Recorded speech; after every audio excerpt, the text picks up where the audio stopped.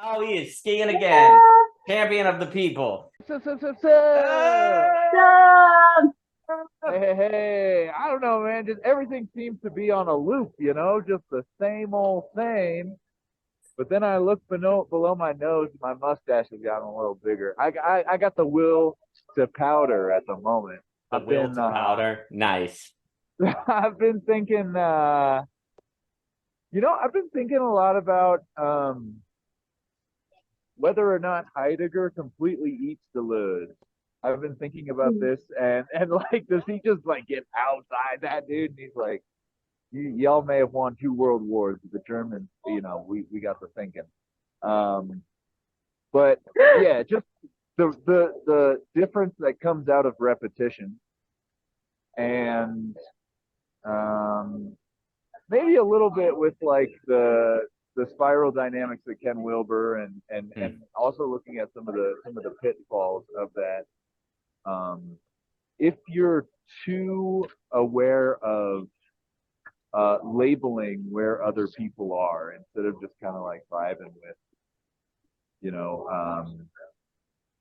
the sort of amorphity of like everything that comes in. And then also, I've been reading John Paul II's book. He's got some writings on theater that have been like super interesting. Yeah, he wrote a ton of plays like back when Poland was occupied, and there's a move, maybe you know more about this, from this word called amor to caritas, Caritas, that I think St. Paul talks about.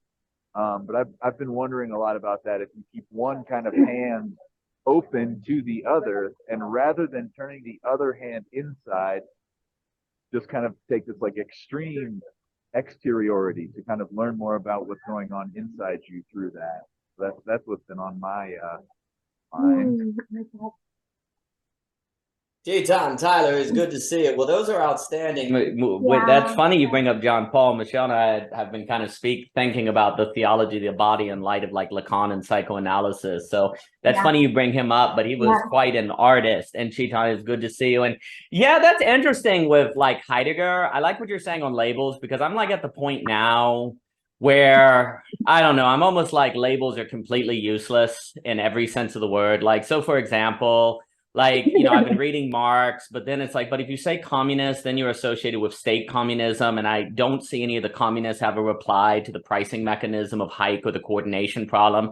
But then when you say capitalist, there seems to be a naivety about how capital and commodification changes towardness, and how there's a stagnation, I think, that's part of capital. So then you turn around and say, okay, well, let's, so it just seems like a lot of time, like likewise, it seems like Deleuze, like you're saying, has such extraordinary points. There seems to be a lot of truth to new materialism, but then there seems to be also a some sort of lack that, if you don't take seriously, results in all sorts of pathologies and different problems, right? So it's almost like we're at an age now where, I don't want to say labels don't have a role at all, but it is very interesting where maybe until the internet, you couldn't see the terrain of all the thinkers so much that labels were like necessary to communicate information and signals. Whereas now, maybe because there's more transparency, we're able to not really think in those terms. I'm not sure. Philip, take it back, sir.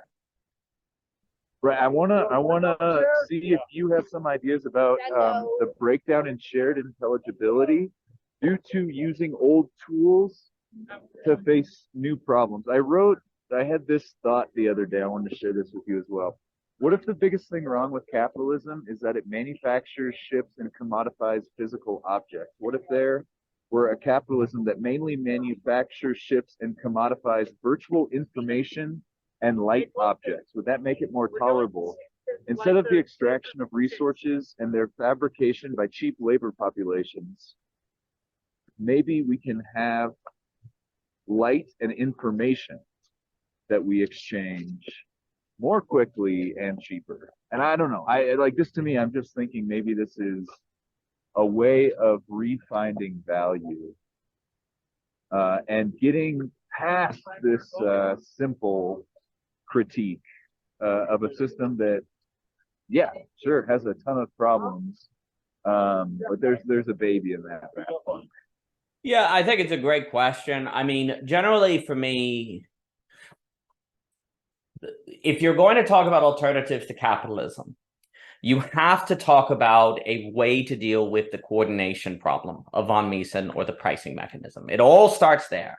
You know, if you can't deal with that, then you can't describe how I can have access to a pencil, how the internet exists, how the infrastructure is there, and how you get people motivated to be around to, say, fix toilets if they're broke. Like, the problem is you don't realize what kind of miracle. It's easy to forget what kind of miracle it is that you can pick up a phone and basically within a day or two have someone fix your toilet. It's actually pretty remarkable. But in order for someone to be there to do that, they may be forced to do a job they don't want to do, right?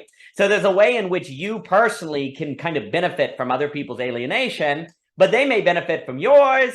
And also, too, what happens if people don't have a job on their own where they can identify with being a plumber? Do they tend to read Heidegger or Hegel? Do they tend to do these different things? I think that's an empirical question, because then you just go back in history and look at spaces where people were not mediated. What did they tend to do? Unfortunately, Tocqueville, Demon, I can keep going. It shows that humans tend to fall victim to status anxiety and become very nervous very quickly because they want to know where they stand with other people. So they create new hierarchies and oppression come back in. Even if it's not top down, people can just do it to one another to kind of feel safer. You can even look at like Icelandic literature and different things. So then where people are talking about, well, you need a kind of consciousness change, a change in how people think, that seems to be correct. But then it seems to be naive to think that people can change their consciousness if their material condition is such where they have no time energy, right? So it all gets mixed together in this giant mess of fun. And you see, the issue is that if you throw out capitalism in a naive way, you may throw away the pricing mechanism that allows the coordination of resources in a manner that might create a new medium condition that could actually allow the creation of new consciousness to help us move beyond a negation sublation of capitalism, right? Like the very fact that the average person has, say, access to the internet, or a lot of people do, not everyone, that right there creates a new material condition that can shape consciousness, right? Well, if you get rid of the internet because you're like, well, we're going to get AI and we're all going to go away, you may actually remove the material condition that could help people incubate a new mode of consciousness to move beyond commodification. Oh, crap. So what do we do about that, right? And that's where I think when you're talking about things like moving beyond capitalism, I think you have to talk about how to use the conditions of possibility in capitalism to incubate new modes of thinking the human being, or use of time. Like, you know, like on the idea of like using up resources, if people basically in capitalism are habituated to use their free time to consume, well, then that's not going to change the conditions of possibility, right? And now you have and so the argument would be, well, what can you do within it to incubate a different mode where, say, I don't know, people are joining on the net and we're talking with Phillip as he's skiing and Tyler as he's doing it, you know, in Cheetah in India, which seems to change things. But then the question becomes, well, is that elitist though? You know, is it kind of elite to say everyone needs to do liminal web communities? Because if so, then you say, well, if the only way to deal with capitalism is some sort of elite practice, that's not going to work, because, you know, you're not going to deal with kind of the base of things. But I think, you know, to kind of stick on the point, I really do think the problem that has not been thought nearly serious enough for people that critique capitalism is the pricing coordination. And that's the distribution of rate. Like, so for what that is basically the idea that Hayek was saying is that societies are so complex and they have so many moving parts that nobody can possibly have a central planner to coordinate all of the information unless they're an AI unit. But then that doesn't seem best, right? Because then we're under the totalitarianism of the Nick Land state, right? And that's where Nick Land is laughing. He's like, yeah, you're going to have an ultra AI. Get ready, buddy. But like what Hayek is saying is like, no matter how many PhDs you have, you could be Albert Einstein, but unless you work at the McDonald's down the street, you're not going to know how many plastic spoons they need to order next week. Like, the only way to know that is to work in the McDonald's. It doesn't matter your IQ. It's a participatory knowledge, right? Well, the issue is the majority of the world, the high majority of the world is run and operated by particular knowledge like that, the coordination of particular things. And no matter how smart you are, you can't know things separate from the particular situation. And what pricing does is create a way of people to coordinate between all of this particular knowledge in a manner to make it to where you go to McDonald's, you can get a hamburger. Because if like water is $1, say in Florida, that means there's a lot of water, so people stop shipping it there. But if it's $5 in New York, they're going to ship it up there because they can make more profit, and thus it brings the price down because you have supply and demand, right? So likewise, you get a coordination where they say, oh, that McDonald's on Ward's Road, they need a lot of plastic straws, so we're going to keep in storage plastic straws near Lynchburg, Virginia, so that they have access on it based on the inventory, right? Now, there's a few ways you get around this. You say, well, people don't need McDonald's anyway, so let's just get rid of McDonald's because it's a waste of resources. Well, if you decide that, though, who has the power to decide that? Now we're talking about some sort of state that is making decisions. That doesn't seem like a recipe. But then if everyone is literally desiring stuff like McDonald's, that seems bad to health, right? Well, are you going to tell people what they can or cannot eat because they're stupid or they've been brainwashed? Well, who's gonna do that? That seems like you need a state or a kind of re-education process. But then it does seem fair to say that it's better for people not to eat Big Macs than to be eating Big Macs all the time, or maybe once a week instead of 4 times a week. Well, here's the problem. The moment you start making any kind of decision like that, someone has to make the decision independent of individuals. And this is where we're kind of playing with power, right? And it seems very, very risky. And the moment you create power, you know, Leopard Coe once said that the desire to throw dynamite comes from holding it. And what he was talking about is the moment you create power, then the way people, like, power creates tyranny. You know how we talk about the material, like the material condition creates consciousness? There also seems to be a problem where the condition of power creates a desire to control, right? So if you have some sort of system of coordination, that precisely might be what changes people into tyrants once they enter into it, right? Even if theoretically it could be used for good. It just happens to practically never be so, because when people into it, it changes their consciousness to become more tyrannical. And so I think basically the issue is there's questions of what does it mean to critique capitalism without naively overlooking the problem of the pricing mechanism, of the coordination mechanism, and how do you thus kind of like deal with these problems of reductionism, of treating everything as fungible, as Marx says at the beginning of The Capital, without at the same time losing the ability to actually access the internet or remove the infrastructure of which seems to be needed to perhaps change consciousness so that people are actually not so susceptible to reductionism. So these are a bunch of thoughts that I have that are coming to mind. I'd be curious if anyone has any thoughts that we can talk. I think one of the difficulties at the moment is the level of instrumentalization in order to become I don't know, like a qualified purchaser, in order to buy things that people call valuable. There's a dialectical tension with that and depth of care. So that you say, okay, I'm going to have to draw my line at whatever, individual or family, because I just can't care for more than that. And this is when you get into multipolar traps and meta crisis dynamics, like very, very quickly. And there isn't really a reductionist simple way out of that. Like how do you price an iPhone without, I don't know, like there being genocide in the Congo because of cobalt or lithium only going to certain places of the planet at the expense of others. I know that one way could be to free up people so that more people can think about this. That seems to be a race against the clock. that doesn't seem to be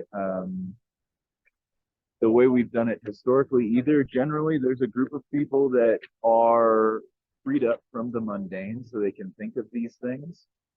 So I wonder if maybe you can use the internet to kind of get enough people on the same page to at least come up with new ways of framing these questions. I think that would be a very good start. No, I think that's very fair. I'll pass it to Tyler. I mean, there's a bunch of things like in modern capitalism, for example, You have the highest, you have housing gets very expensive. I think you could argue because there is a tendency of central banks to reduce spending power of the currency precisely to try to stimulate demand as it begins to fall. You have the business cycle. Minsky talks about this, et cetera, so forth. I hope my internet's not dying because everything just froze suddenly. I think Daniel's coming back on his internet. So. Oh, okay. Yeah. So one of the things that was really tricky in the last couple of years of owning the art gallery was managing, we want, as artists, of course, we want to have a physical space that people can come to home right away through Instagram to give to the galleries. And then that puts them in a hard spot.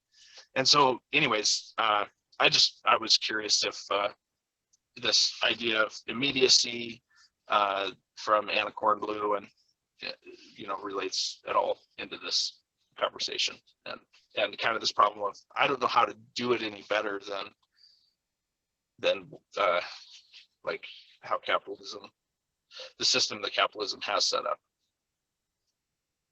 Okay, I think the internet's here. I heard all of that. I don't know how to turn this. Oh, this is weird. There's like two of me now. Oh, this is like that time. This is like that time where the okay. Hey, I think it's working. There's hope. Okay. I did hear all that.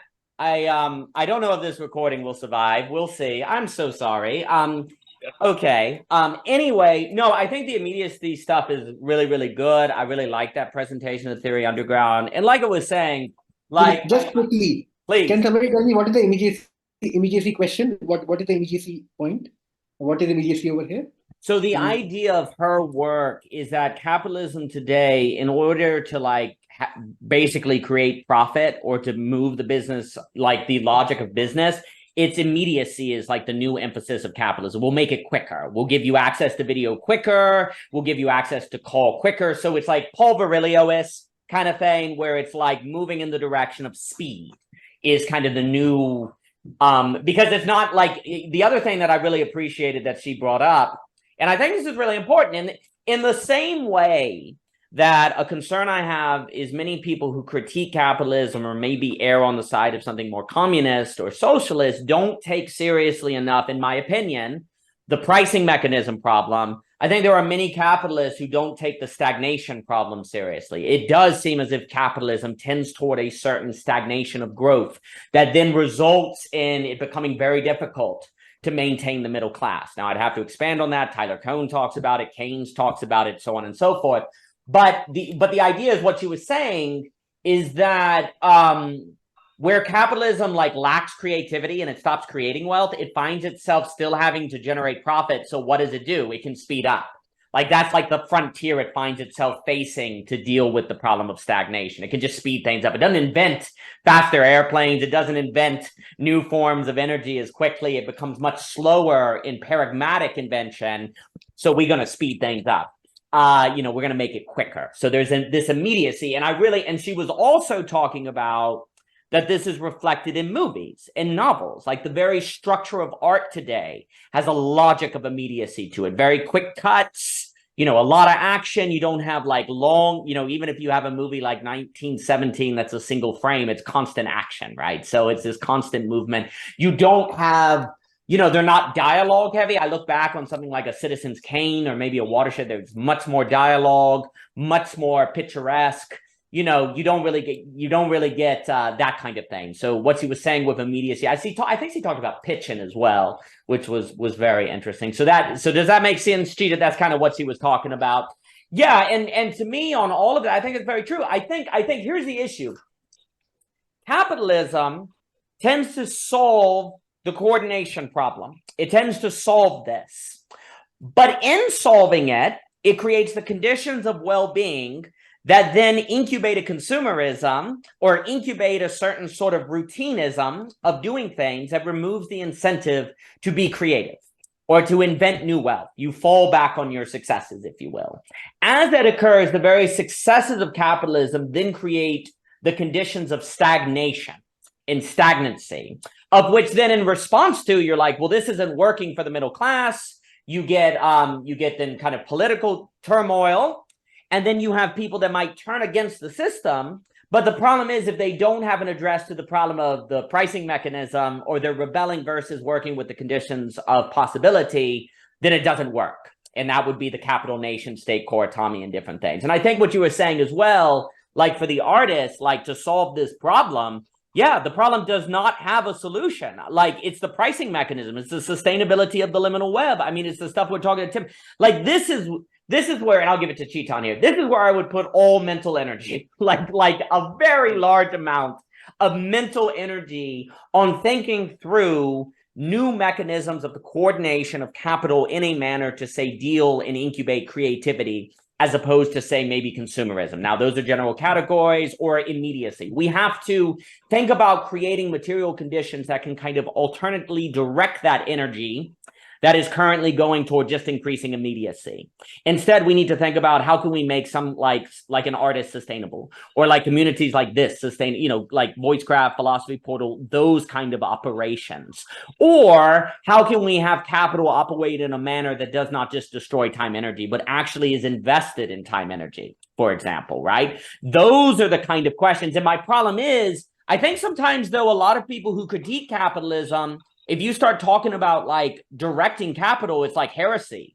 They're like, oh, petite bourgeoisie, or they're like, capital money is dirty. And so then there's no thinking of this. And in there being no thinking of this, well, nothing really changes, or it's hard to come up with real thinking. So those are some kind of initial thoughts. Forgive the technical difficulties. I'm hoping it works now. But let me give it to Chetan. Chetan, it's good to see you, sir. Same here. I'm sorry, I'm looking like a mess, but that's because it's my night here. You have never looked like a mess in your entire life, Chetan. Every time I see you, it's it's a ray of sunlight. A ray of sunlight. That's what I want to hear. Yeah. Actually, I haven't been thinking around questions of capitalism for a long time, and now you're talking about it, I feel a little alienated from within myself. But I think there is something to say upon it, and you tell me how far I make sense, and it's something that I'm thinking out at this point of time. I think the question of pricing coordination is an extremely interesting one, and we forget that this question of pricing coordination in itself actually is a question of a separation that market achieves from other forms of exchange that exists in society. There's something about market that it's able to give us certain kinds of a background rules which function automatically, such that this pricing coordination problem gets solved. And quite honestly, we do not have a good way of creating these background rules other than through market. That's practically, that's the challenge.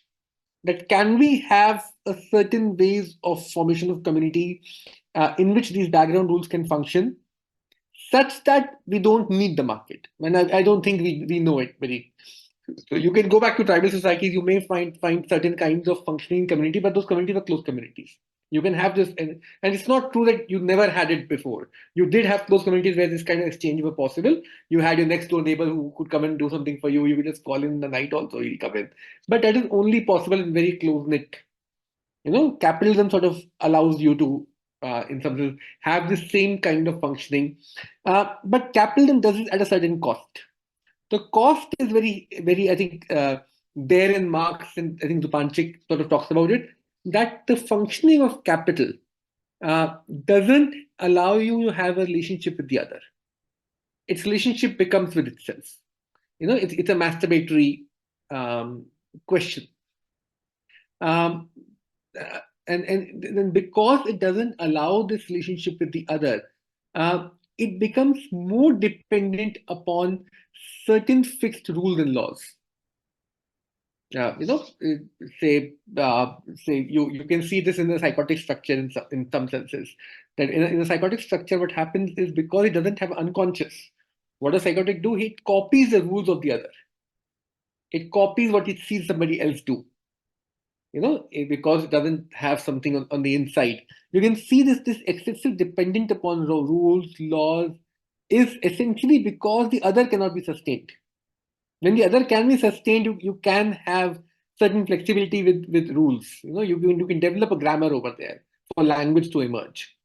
In capitalism, this other cannot be sustained. Capital works for itself. It works, in certain cyclical automatized movements, which is where I think the question of immediacy also comes in, because immediacy has to be emphasized where engagement with the other is not possible. Then immediacy becomes a supplement for the other in some senses. Lack of the other. Immediacy becomes a way to which you can keep bringing back a certain image of the other, where there is no other in that sense. Masturbation involves more immediate movements. One way to think of it in that way. Given, I think, these questions in this form, and as I said, I'm just thinking out loud at this point of time. I'm not sort of saying something very that way. But given these sort of questions in mind, I wonder, and this is something just me wondering in that sense, that I wonder that this question of pricing is very intermittently linked, to the question of in what ways does, in some senses, when capitalism is a system where value gets totalized on the side of exchange value, right? The exchange value gains the prominent descriptor over there.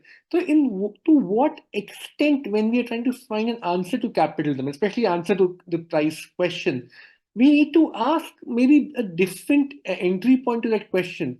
Under what conditions pricing coordination becomes an important problem?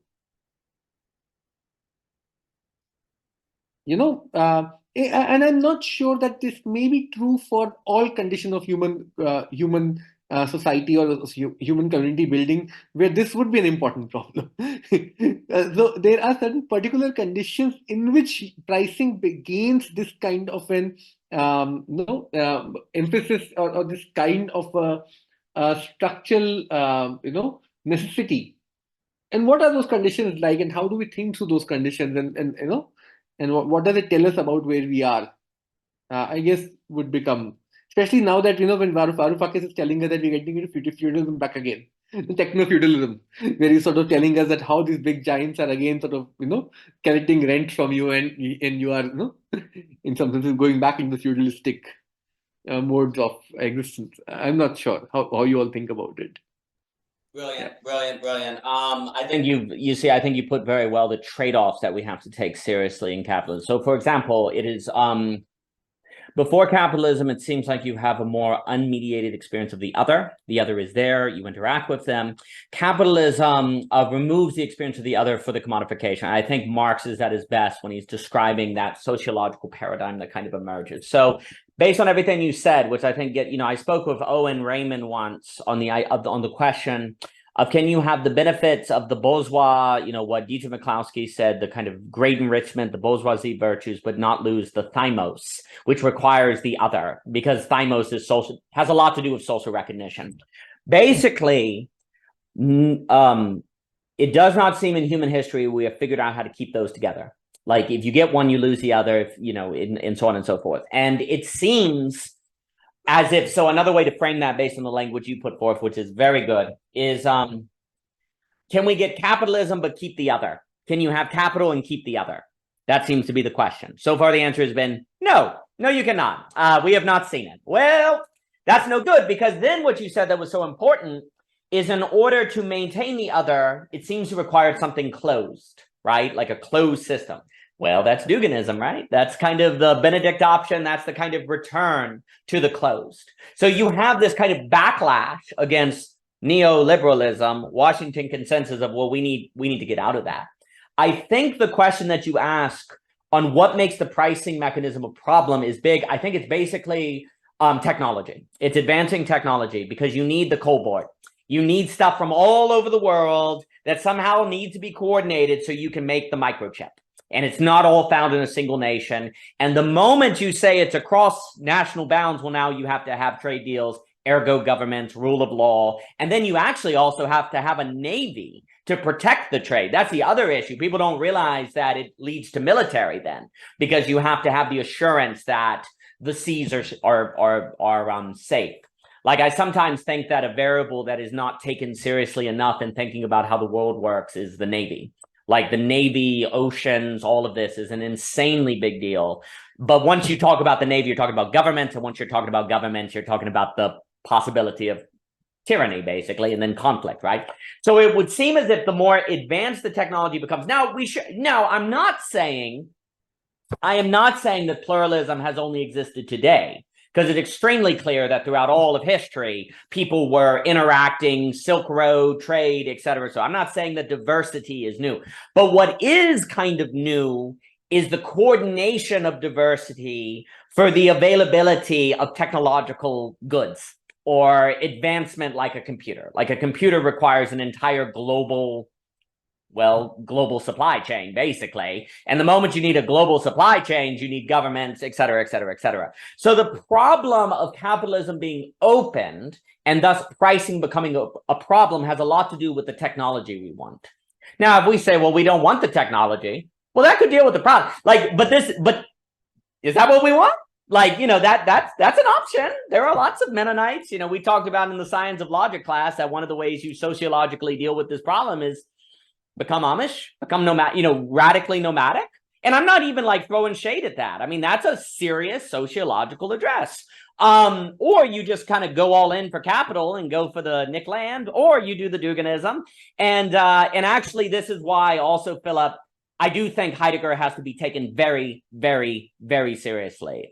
Even if there are disagreements with Heidegger, Heidegger is presenting a problem that I think a lot of people just kind of blow off. And he's like, fine, let me know when you get the answer. No one's got the address other than like freaking Nick Land, transhumanism. So Heidegger, there's a lot to say on that. I'll give it to you in a second. Is that I think the question is the following. What is required for the possibility of an open capitalism that maintains otherness? Maybe that, an open capitalism, not closed, an open capitalism that maintains otherness. And this is where, to me, part of the problem actually might be that capitalism is not competitive enough, in that the only mode of interaction that you see in capitalism is the commodity form reducing people to their labor, right? You don't have the kind of experience of people in capitalism using capital to maintain openness and the other.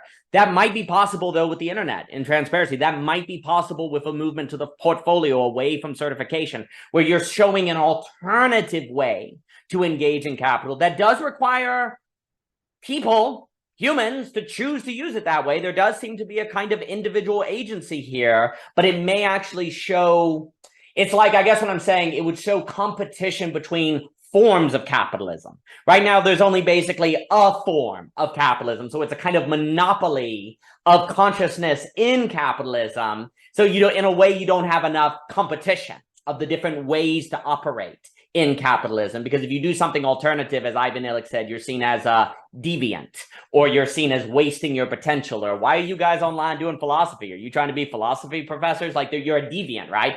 All alternative modes of being in capitalism are seen as deviant. Well, that means there's a monopoly. And what does capitalists tell us all the time is so bad? Monopoly, right? Well, there actually is a kind of monopoly in the social form. And for me, the question is, what are the conditions of possibility that would open competition in those sociological forms? And that seems to be what we need to think if we're going to get to this kind of open capital with otherness. So I really appreciate your framing. I think there's more to say, but let me give it, because yeah, you have to make markets as well, like you're like the Great Transformation, Planier, different things. But let me give it to Philip. Philip, how are you, my friend? Awesome. I see your capitalism not being competitive enough, and I want to add that it's also not trustworthy enough. That there are people trying these digital ledgers, this tokenization, in an attempt to to augment legitimacy and trustability. There's so many people that are just not buying into the system.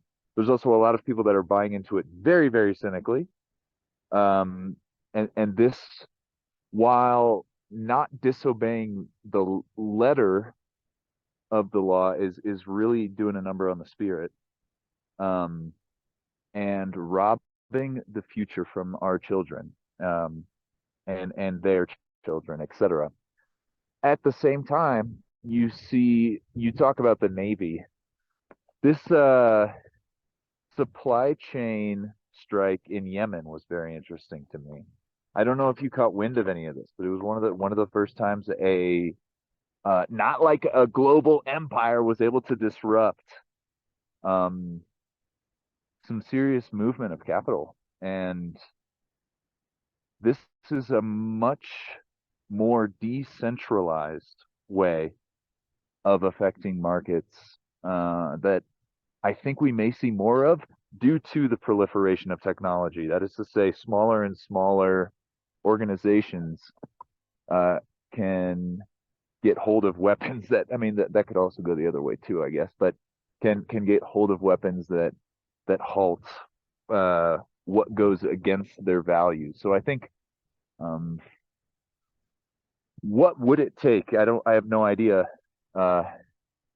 for not necessarily perfect trust to be reestablished, but maybe a different, higher form of trust. What would that look like? I'm very interested how technology might actually facilitate that in cool and interesting ways.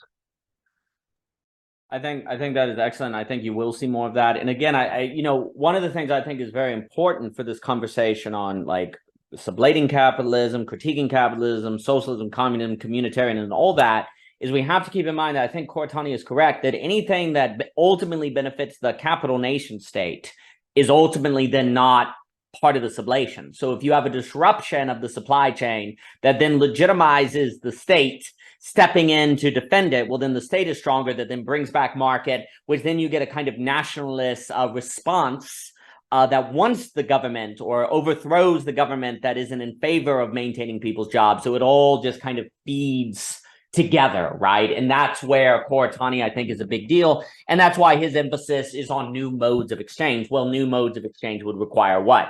Trust, new modes of trust. And I think what you see in the blockchain is this idea of trustless. That's why it's kind of so interesting. It's like, we won't need to trust because trust is existentially overwhelming. And so is the answer to have a trustless society. But here's the problem with that, even though I have a lot of positive things to say on blockchain as a technology, once you start talking about blockchain may actually help you remove the professional managerial class, the PMC, because a whole lot of the middlemen are actually there to solidify like bank transactions, certification of forms, licensing, and all of this different stuff. The blockchain could get rid of all that theoretically. And so the blockchain may actually be a way to deal with the problem of the professional managerial class. Now, I had a talk with Michelle Bowens about that at VoiceCraft. There's a lot more to be said. So the blockchain could be quite useful. However, if you get used to trustless interaction, that doesn't mean you train the muscle of trust. So you actually may lose the capacity in that material condition to learn to trust other people or to interact with them in a libidinal fashion, friendship, relation. It could actually hurt relationships because you get so used to interacting with people in a manner that is trustless that you lose that human element. So there's a danger in that.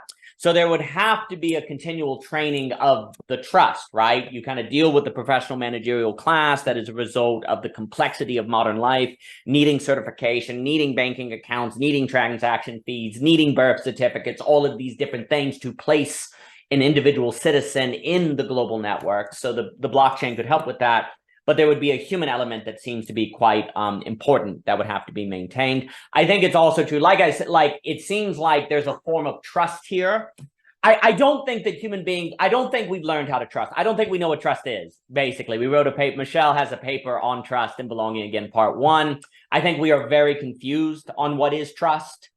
We think that trust is something that is earned. That someone has to earn our trust. Well, that makes it a power dynamic. I think trust is trust is actually vulnerability.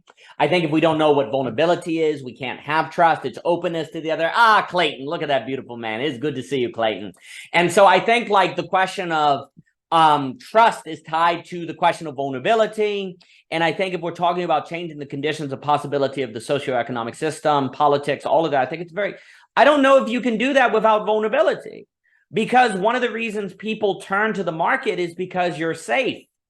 I can think of the other as a commodity. I don't have to, they can't overthrow my worldview. Like if I can interact with the Hindu or the atheist as a business, as a commodity, oh, good. I don't have to worry about it. But if I treat them as another, someone who thinks different than me, that has different views, that's scary. And so I think trust, as you're describing, I'll give it to Chetan here. I think trust and vulnerability on this question are deeply tied together. And I think the problem is, even if you get a technology like blockchain that may help with the professional managerial class, as they talk about Ethereum Underground, that won't necessarily mean that people have learned how to be vulnerable to one another. In fact, they might be less vulnerable because they're less using the muscle. They get used to operations without having to trust expert class. You know, Ivan Illich warns about the expert class, but maybe there's something good about having to trust the expert class because you're at least having that muscle, right? Maybe not, but you see how at least trust is at play, and there's no guarantee that creating a trustless blockchain would train the muscle of vulnerability, which seems like it would have to be positively trained in all of this. More needs to be said, but let me give it to Chetan here. Chetan, please. Maybe quickly say two things. Maybe one is on the question of trust, and the other we can think about technology. Now, both are linked. When we are discussing capitalism as this formation where other is difficult to sustain, you know, a conversation with, we can immediately see that trust sort of materializes in two contexts. One where we have a concrete other with whom we have to build a trust, you know, where there is a much more linguistic, dimension, symbolic dimension to this conversation in that sense. The other is where trust has to be negotiated only on the basis of rules, because the other itself is not sustained. And I think that the questions of trust emerge precisely because in capitalism, trust can only be sustained through rules. You know, it's almost like a subject for which the other is not there in that sense. You know, other cannot be sustained. Which is why we again and again see whether in capitalism this question of perversion or psychosis sort of keeps on coming back. You know, and we can have a discussion on how to think about it. Something I presented in Kettle's, you know, the conference. But we can see this problem precisely because we are trying to articulate questions of trust without the symbolic frame, without the symbolic resources, and that's a tough task. What you are relied on over there is not this full wherewithal of grammar, but this supplement of relying on only systematized rules. And we know in these conditions, as the government tells us, any law or rule starts functioning to its own exception, because trust can be broken not simply by changing the rule or saying I will not follow the rule. Trust can be broken by simply reinterpreting the rule through its own exception. You know, the exception in some sense keeps on hounding that structure back again. You know, in that sense. And that's a first maybe question.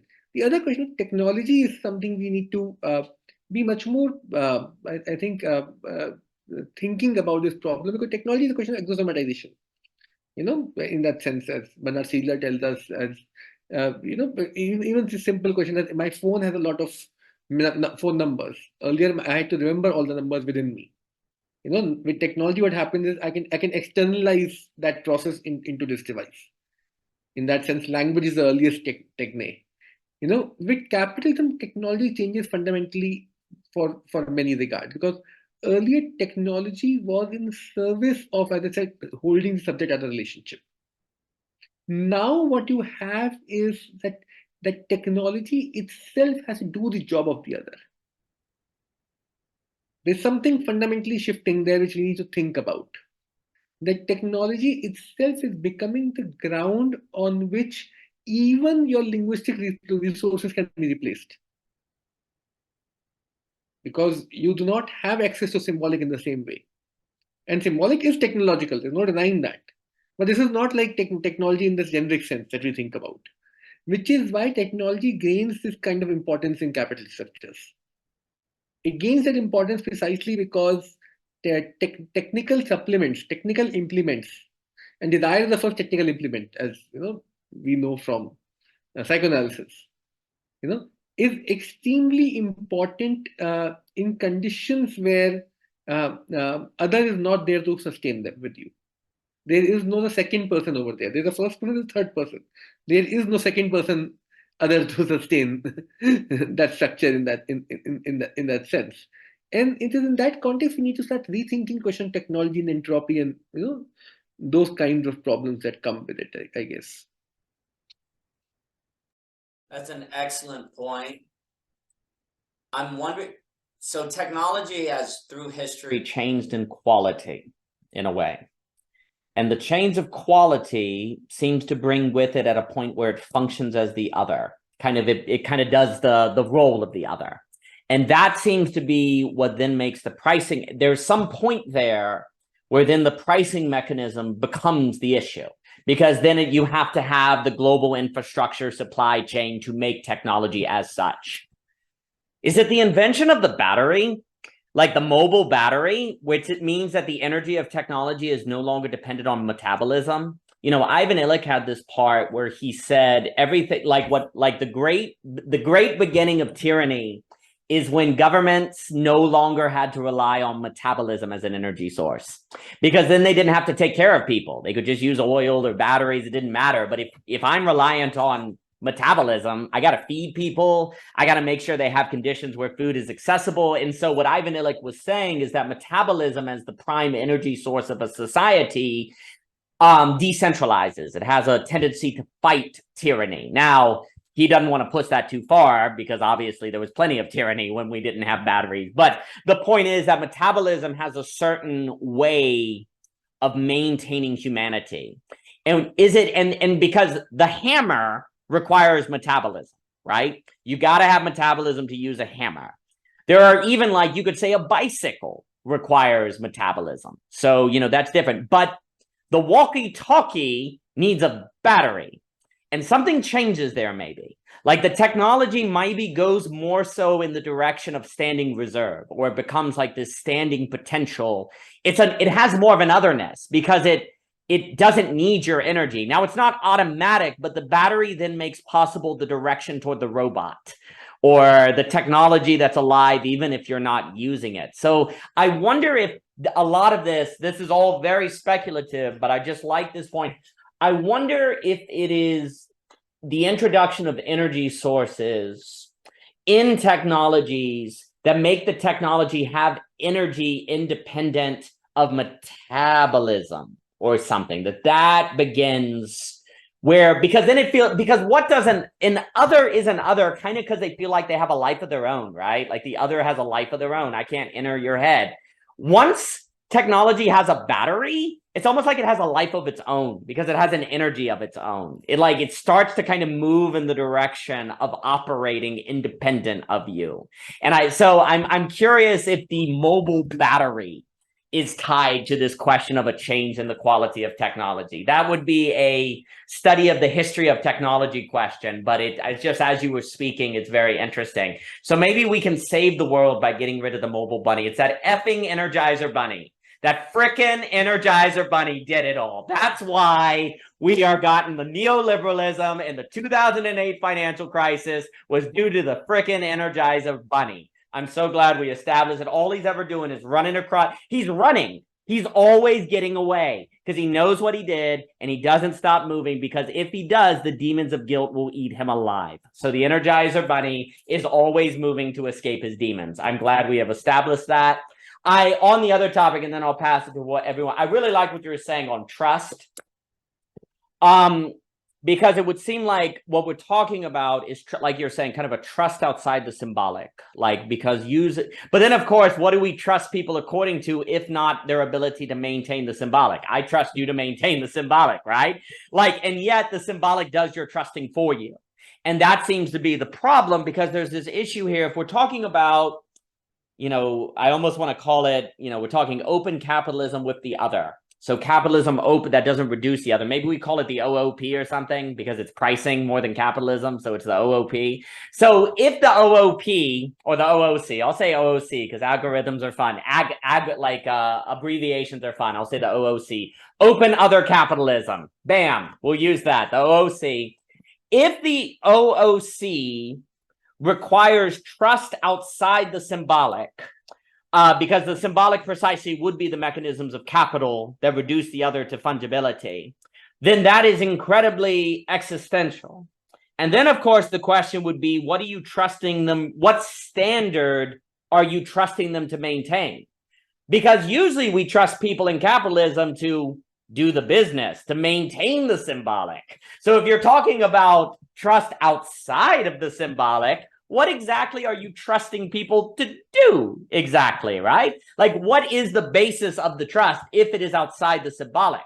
Does this get us into last week when we're talking about games? And arbitrary games as having authoritative, where we're actually creating hypothetical necessities, as Mr. Jockin was saying, that is the friendship, that is the relationship.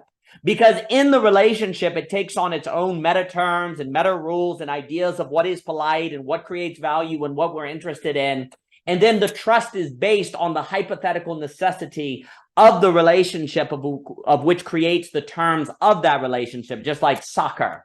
Like a game, like Wittgenstein, a game, it's like it has rules that are authoritative, and yet the rules in a way are arbitrary, and yet they're arbitrary and authoritative at the same time. It would be a mistake to say that arbitrary equals meaningless. So does trust then, it would almost seem like that trust outside an OOC has something to do with the ability of human beings to, in particularity, create something like games by which the relationship is then in existence to maintain, and I trust you to keep that going.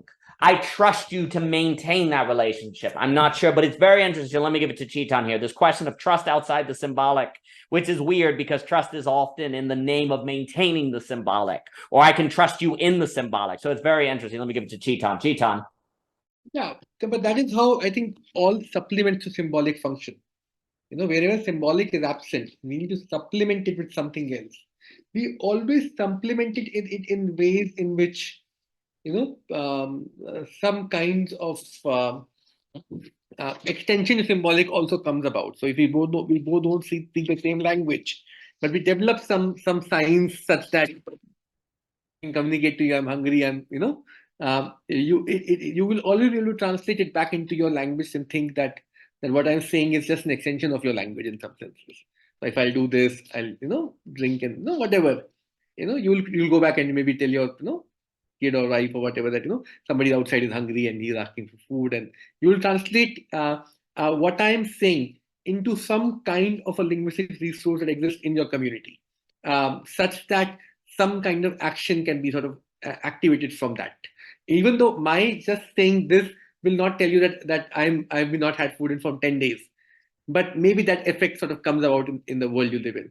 Maybe it doesn't because of the cultural world that you live in. We don't know, but that some kind of linguistic resources gets activated through these supplements. The supplements are not in some senses, and it is very interesting how that happens, and what does that entail, and so on and so forth. I think the other question is I think very, very important and interesting. At what technology we know in some senses creates a way of movement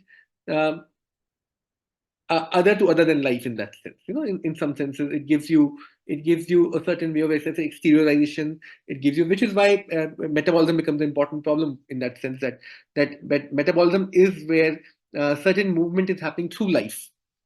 Metabolism becomes a mark of limit of life when you can move without life being involved. In that sense, it's there the transition and switch sort of starts coming into play, and we can see that something like a technical implement. And if we think about language as the first technical implement itself, we realize that something like language immediately opens up this dimension of non-life for us. It always did. We could always move through life, but we could always move through non-life also. And we could always expand that dimension of non-life in our lives. Where we can translate the things back into our linguistic resources. But essentially, when things are moving through those non-life, structures, we do not have the we can we are translating it back, but they themselves will not give you a certain kind of symbolic frame, which is interesting. That is where the other is not there. You have to translate things constantly back. But there's a whole world of movement happening over there, which is why it allows certain kind of communication to set between radical, when you're living in Africa, we don't care what you eat, what you do, where you do things. Our engagement can happen because we don't need that large linguistic common ground for this engagement to take place. It can take place without having, and money does that job. Money is again an very nice implement in that way. Where through which this engagement becomes possible without having that shared linguistic. And capitalism sort of captures that movement through non-life really well, which is where technology becomes such an important sphere in capital. In that sense, the technology is that sphere that opens up with language, which is moving through in some senses. I wrote in my paper in a way that movement of life to other than life. That kind of a framing, and in that way. Your point about, I think, metabolism is very interesting, because metabolism itself marks those boundaries of life and non-life in some senses. Although I would still want to sort of maybe think about questions of metabolism, which is essentially questions of, in some senses, thinking about energy. If you think about it, metabolism is a fundamentally problem of energy, in that sense, that at what point energy sort of becomes something other than life. There is a way through which energy moves through life, and we have a very different vocabulary for that, talking about that energy. And then there's a way through which energy moves through non-life. Right? And this is the oldest question of heat, questions of, you can look at mechanical engines, you can look at all of that, is thinking about energy in the context of non-life. If you go back and read physics from this lens of thinking how, when maybe I guess 17th century was a time, I'm not sure. 16th, 17th century was a time when people started thinking about energy as it would move through machines really strongly. And that whole apparatus sort of emerged suddenly, very, very, quickly that apparatus emerged about talking about energy in mechanical terms. Earlier, we used to talk about energy through biological terms. There was a very clear shift in that sense, in our vocabulary, in our imagination of energy. So today, if somebody says energy, I would think about, the way my water boils, or way a balloon would, I would not probably think the way I run, or there's something about that mechanicity that becomes an important mark over there, which I think connects back to your metabolism question, but I think it makes the question a little different in its tone and tenor, which I think we need to maybe think about. I'm not sure. Yeah, I'll just question. It's an excellent question. Mr. Lubert, is good to see you. And everyone, congratulations to Mr. Lubert and Alec on finishing the book, reviewing theme. Yes, everyone check it out. Freaking amazing. Well done, sir. He's been hitting the pavement, getting it out, talking to people. So saint right there. I'm really taking, so a few things, and I'll give it to Michelle. First off, I think it's extremely important to note the capital market, like you were saying, allows you to interact with, say, people in Africa, Australia, all around the world. You don't really need to know what they're eating. You can interact with them and do business deals. I think that it's a language in a way, right? That capital is a kind of information language. The reason why I think this is super important is because then reductionism is a feature of the system. And a lot of people now, there's this idea of the meaning crisis, reductionism is destroying the world. But the reason why this problem is actually extremely difficult is because reductionism is not an accident of the modern world. It is a feature of the modern world. And so if you like the modern world, if you like the internet, and you're like, but wait, reductionism is bad, then you have to somehow figure out how to maintain the conditions that make the internet possible without getting the reductionism that follows from the communication or the interaction of which makes technological advancement as we know it today possible. This is a really freaking big deal. I think also, I meant to say this earlier, I think it makes sense, though, that a lot of people are kind of turning back to religion, because religion offered a space within the OOP that had an alternate, like it was an alternative logic from capital that allowed, like it was, we talked in that one net conversation, it's a place outside the market that makes the market possible, et cetera, so forth. But what has happened is the market has eaten it, right? And as it eats it, becomes more pathological, right? But the issue is, although religion, and I'm not bashing religion, although religion helps us deal with the OOP, it's kind of a sidestep in the sense of it is not dealing with the question of the possibility. Well, I mean, it sidesteps the closed capital market, the problem of capitalism, but it doesn't provide us the alternative of the open other capitalism, to use that abbreviation. The religion does not provide that, even if it is in some way a alternative to it, right? So the question is still live, if I'm making sense with all of that. And Mr. Luba, what we mean, we're asking the question of the possibility of a capitalism that doesn't reduce the other to commodity, that is open, not closed in a kind of tribal sense, because this is the real problem of the bringing together of the bourgeoisie, the great enrichment of a McCloskey with the question of social recognition and thymos. And I would never want to play you in basketball, by the way, Chetan. I think you'd beat the crap out of me. I would just trip over my shoes. I wouldn't have a chance. So I think this idea of language, like the reductionism is a feature. The last thing I was going to say, so the question of the meaning crisis, reductionism, et cetera, so forth, then moves in the direction, if we're going to actually address the possibility of an OOP, gets us into political economy, pricing mechanism, and all these really terribly hard problems, and so on and so forth. The last thing I'm going to say, as you were speaking, I'm now wondering if there's like a distinction between energy and power we might discuss, because it's like metabolism is energy, makes possible the symbolic or the language that then kind of gets a life of its own. And it's almost like energy then goes to power. And once you create technology, energy and power were always distinct, but maybe they were closer. And as you get technology and complex bureaucracy, energy and power is more separated. And then power is almost over energy in a way. Like the energy of the metabolism then gets separated into something that is outside the human. Therefore, it is able to be like, it's almost like now power can be over energy. And that's kind of the problem we have now, that in one way is less existentially overwhelming, because we don't have to make, actively trust or deal with the other, because power has a life of its own in the symbolic, but it's also alienating and reductionistic and all these different things. So now I'm wondering, although alas, we have obligations in about 25 minutes, but now I'm wondering if there's like an energy power thing. And also I agree with you. I wanted to say, like, the symbolic always comes back.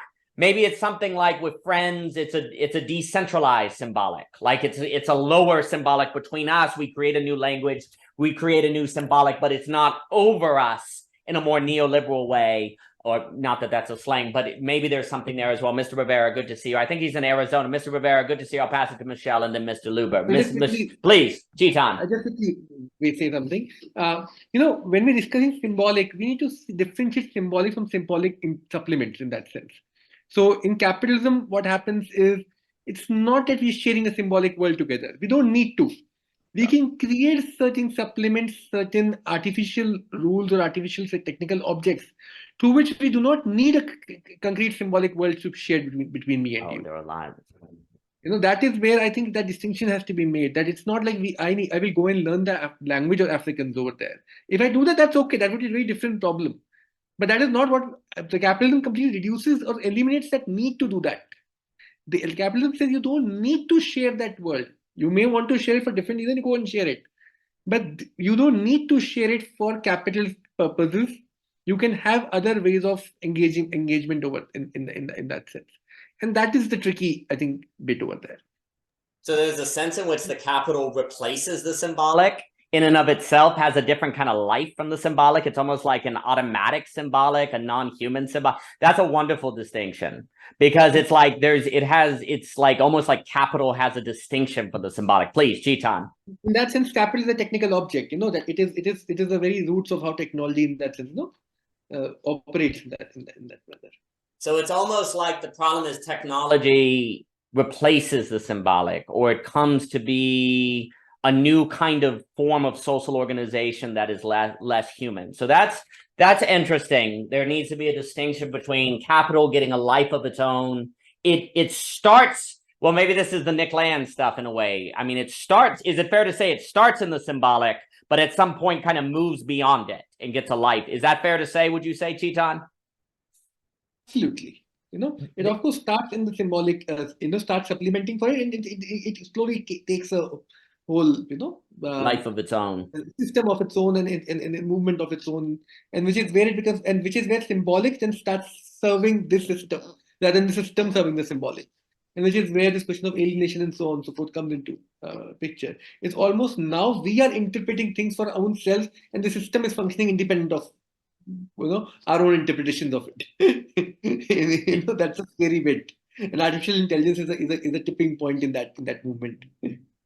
That's fantastic. So there's a way in which the question of trust and vulnerability is actually in a way a kind of regaining of the symbolic from the capital, because what we've actually done is kind of lost it. So that's quite that's a wonderful point. And I will pass it. So it's a freaking Energizer bunny. The Energizer bunny took the symbolic, ran with it on a life of its own because of the mobile battery. That freaking bunny. It's going to be the symbol of Satan from now on. I'm going to see that bunny and be like, you, Nick Land. I'm going to call it the Land Bunny. So, Michelle, please. Great to see you all. Can you hear me? Okay. Well, okay. Yeah. So I think, sorry, you might hear some screaming in the background. Everything's okay. Yeah, I think that's really great what you were just saying there, Chetan. And it made me think too about Thomas Merton. And he talks a lot about how the symbolic as we know it is actually not ultimately symbolic because it's lost, it's lost its substance or something like that, not to use an Aristotelian term. I'm very sorry he threw that at your head. Yeah, I'm very sorry that he threw that at your head. Sorry, got somebody throwing blocks at another person. But yeah, so I'll say that. And then I wanted to say with the whole trust thing, I think it's fascinating how, like we kind of speak to in the paper on trust, it's weird because as humans we seem to we seem not able to not trust, as much as we can say we're just trusting and we've got skepticism, we sure trust a whole lot of stuff and a whole lot of people. Now when there are these significant moments in life where suddenly it's almost like the wool was pulled from our eyes and we're like, oh my gosh, it's not what I thought it was, or this is not what. And yes, those are in a way a type of, you can become distrustful, or you could just realize that maybe I was always displacing my trust or forming my trust in a way that was not thinking about its kind of ontological position or something. Another way to say this is something that I think that could be helpful and restorative for trust is to relearn a trust in one's own self. And I know that can get into very fuzzy language of your intuition and trust yourself and all of that. There's problems with that. There are significant problems with that. But let's make it very concrete. If I can start a fire, that's why I like Illich a lot, because he talks about ability. If I can start a fire, I don't have to worry as much with trusting the folks providing me with electricity. And I want to say this also ties into the monopoly stuff you're talking about, Daniel, because it makes me wonder if a lot of monopolies are formed by our own inherent desire for a monopoly. Sorry, just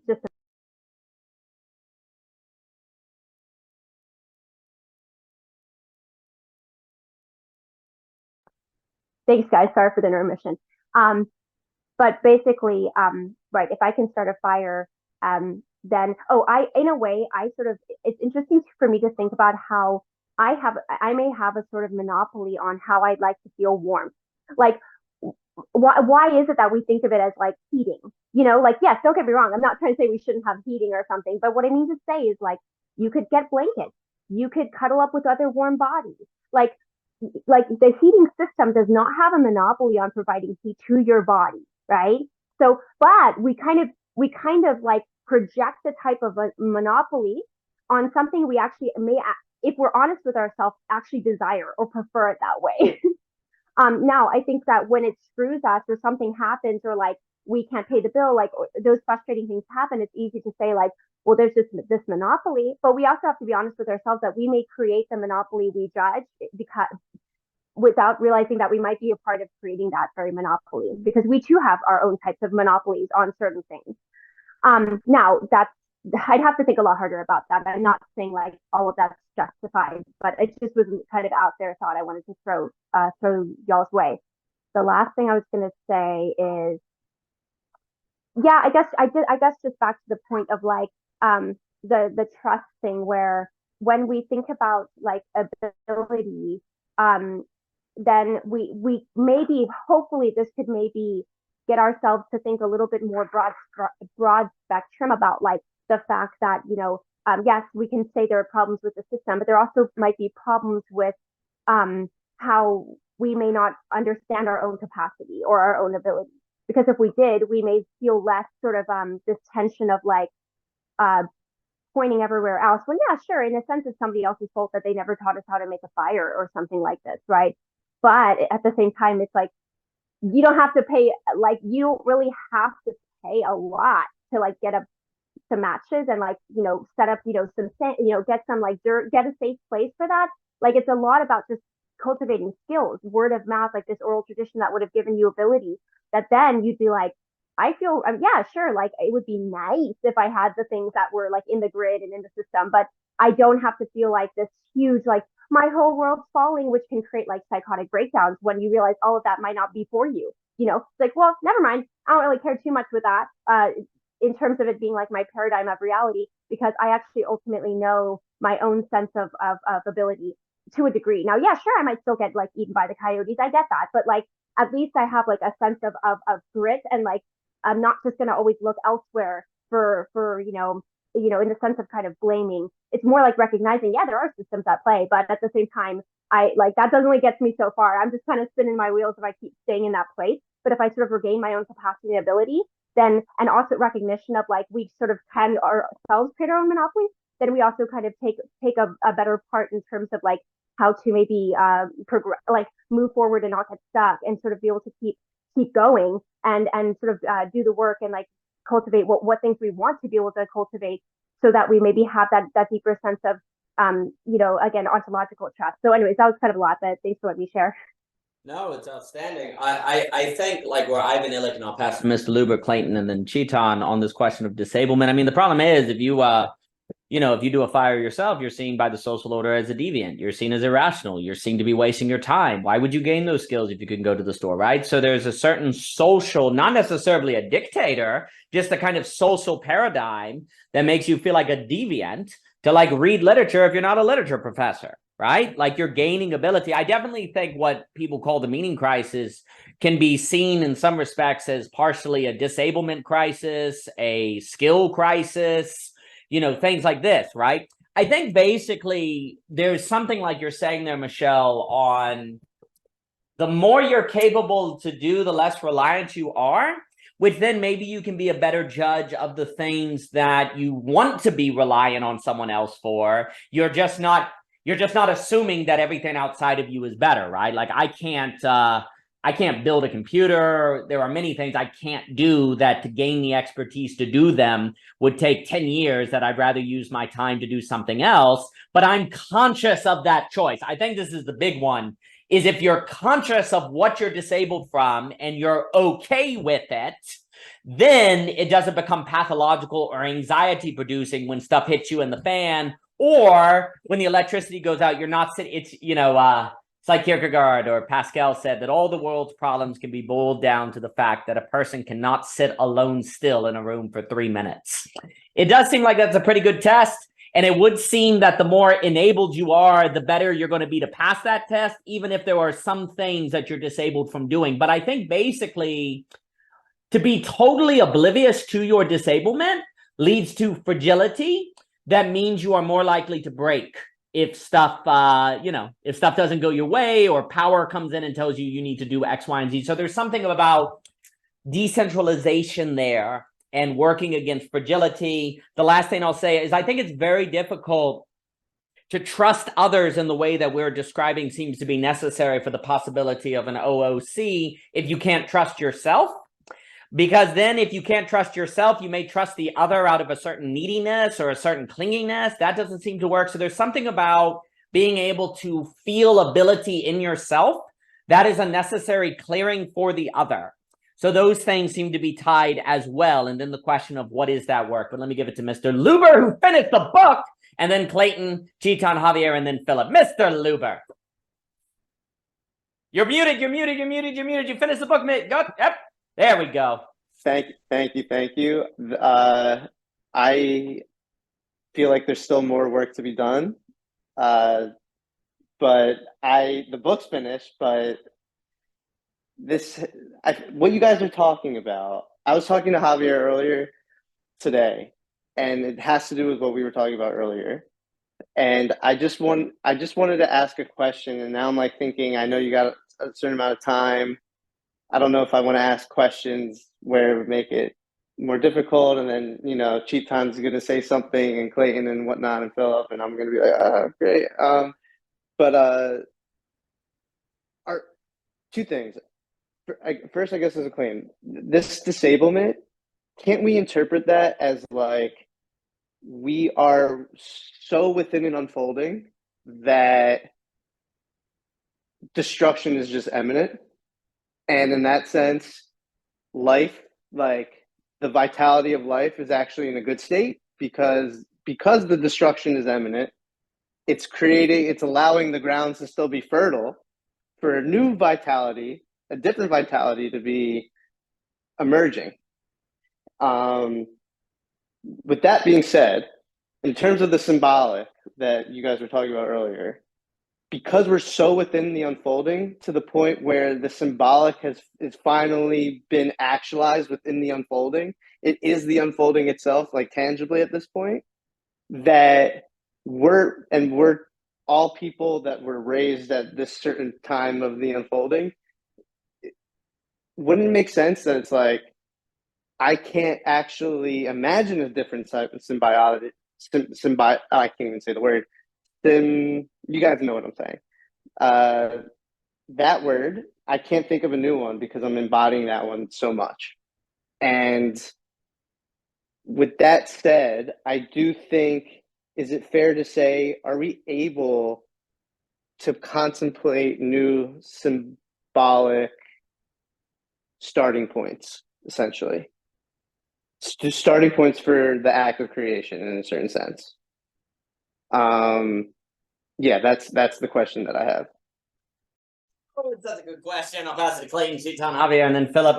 Yeah, so I think it's a very good point on the disablement as part of the unfolding, and this is where frickin' Hegel would say, the Hour of Minerva flies, baby. We got to interpret, because if you try to oppose, the disablement could actually be possible of the theme that has a beneficial sublation in it. So if you oppose the disablement in a certain like isolationist kind of naive way, that actually may mean devolutionary. So then Zizek's like, yeah, the point of the world is to interpret it, because the question is, and this kind of gets into this kind of notion of like philosophy and friendship and these conditions, like changing the conditions of possibility within the unfolding seems to be the question, not opposing the unfolding. And that's that kind of loaded Kantian phrase of changing the conditions of possibility, which is an act of thinking. And then as a more concrete testament to the reality of that strategy is a book called How to Change the World by Mr. Hunter, James Hunter, sociologist. And he says it's faithful presence. It's a certain presence in a place of, say, maybe a college or a business, of which you are participating in its unfolding, but your very being there changes the conditions of the possibility of its unfolding, so it unfolds in a less pathological way. But actually, what's so interesting then, I'd have to expand on this, but what you're getting at is why it would seem to be that the correct political economic strategy has something to do more with presence than opposition. And being present, or the way that you are present in something and how that something is present in the society seems to be what makes a difference versus opposition. Opposition just seems to keep alive the capital nation state and lead to unintentional consequences that betrays the theme that is the unfolding. I think what you're saying also basically is just Nick Land. He's like, yep, you're disabled. Have fun, guys. So it's like capital wins, kind of gets beyond you. So, but then for Hegel, it's like, yes, you can't oppose the unfolding. That's why the philosophy of right is kind of, for me, this emphasis on the now, but the unfolding is contingent relative to your presence in it. So there is influence, but it's in the presence, in the theme, if you will, in it, not against it. I think you had a point, Mr. Luba. What was? Hear me out for a sec. If you are operating under a Jewish, Christian, Abrahamic notion, and you have a certain like symbolic starting point, or like, and basically the symbolic starting point of like God, something limitless, essentially, that's beyond all limits. It's like no matter how far you go back in history, there's always something that's like how we are interpreting it is saying there's this limitless thing. And like that symbolic notion, whatever it is, it's like that symbolic notion, whatever like situation it's in, it's always based off of something limitless, let's just say. Because no matter, in a certain sense, every situation is, we interpret it as it being contingent on that limitlessness. And if you interpret that limitlessness as the symbolic notion that we're talking about, and I wonder how this applies to capital and whatnot, how can you, and we're so within the unfolding of this like limitless theme, if you will, how would we be able to think of some other symbolic notion that we can interpret it as it being different than limitless, but while at the same time we understand that there is this limitless symbolic notion that does have its own unfolding, and that this other symbolic notion that has its own different unfolding is just, it's just different, but yet it makes sense why both are possible. But what I'll note is that's getting at it for me, because it is true that there is an ever-present principle of something outside of limits, but actually how that is unfolded as a principle in history has changed. So at one point, like it was like, oh, God is limitless outside of the finite. Then it's like, no, God actually comes as man in Jesus, and the limitlessness is within the finite and can be related to the limitless. Then you have some people that go, no, no, no, it's totally separate. It has nothing to do with it. So you have a faithful present of a limitless principle that then through history unfolds differently, that is possible because of a fidelity to that principle, not in opposition to it. Do you see? Like there's a presence with it that transforms it, but actually efforts to oppose it have not really worked, right? Like you could say, did New Age atheism work too well? Like all atheist efforts to destroy religion entirely have not, as of this point, been successful.